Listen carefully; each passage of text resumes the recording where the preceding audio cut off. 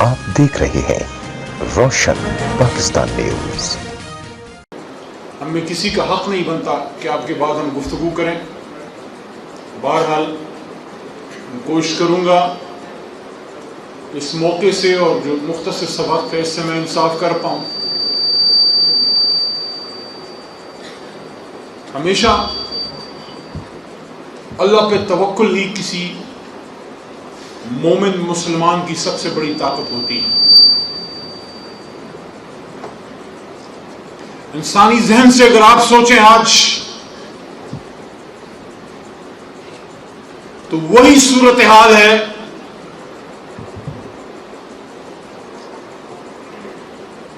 جو کبھی شاید بلکہ یقیناً آقا نامدار حضرت محمد مصطفیٰ صلی اللہ علیہ وآلہ وسلم ان کی اہل بیت اور صحابہ کرام پہ یا شیب ابی طالب میں گزری ہوگی، جب انہوں نے اس گھاٹی سے باہر دیکھا ہوگا اور پوری دنیا میں ان کو اپنی حمایت میں کوئی آواز نہیں سنائی دی ہوگی، یا وہی اگر حضرت امام حسین رضی اللہ تعالیٰ عنہ وہ بھی اسی حالت سے گزرے ہوں گے، اور یقیناً گزرے تھے۔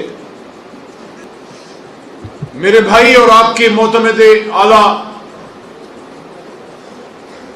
ایم ایس او کے ہمارے ہیڈ جب یہ بات کر رہے تھے کہ اگر ابھی یہاں سے اعلان ہو کہ اس وقت ہم نے سری نگر جانا ہے تو کیا آپ سب تیار ہیں؟ مجھے پتا ہے تیار ہیں، میں سوال نہیں کر رہا، خاص کر وہ بچہ جو ماشاءاللہ زبردست نعرے بازی ہے، یہ بھی مجھے پتا ہے کہ یہ دل سے ادھر سے نکل رہی ہے آپ کی۔ جب آپ یہ ان بچوں سے جب آپ ابھی ان بچوں سے کمٹمنٹ لے رہے تھے، نوجوانوں سے، میں ایک لمحے کے لیے میرا ذہن گیا جدھر میرے بچے ہیں اس وقت اور والدہ صاحبہ اور گھر پر۔ میں نے اپنے آپ سے دل میں سوال کیا، دل کی بات آپ سے شیئر کر رہا ہوں، دل میں سوال کیا کہ کیا، دیکھیں ایک دن تو آنا ہے نا وہ جو حضرت محمد صلی اللہ علیہ وسلم نے 1400 سال پہلے غزوہ ہند کی حدیث جو ان کی ہے، ہم سب کو اس پہ یقین ہے نا، وہ تو صحیح حدیث ہے، تو اس غزوہ کا تو آغاز ہو چکا، جہاد بالمال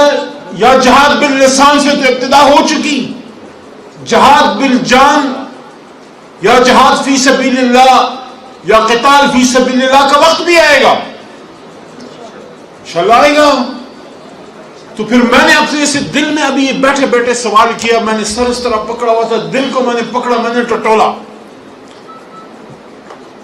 ہم تو ان زعماء کے پیروں کی خاک بھی نہیں ہے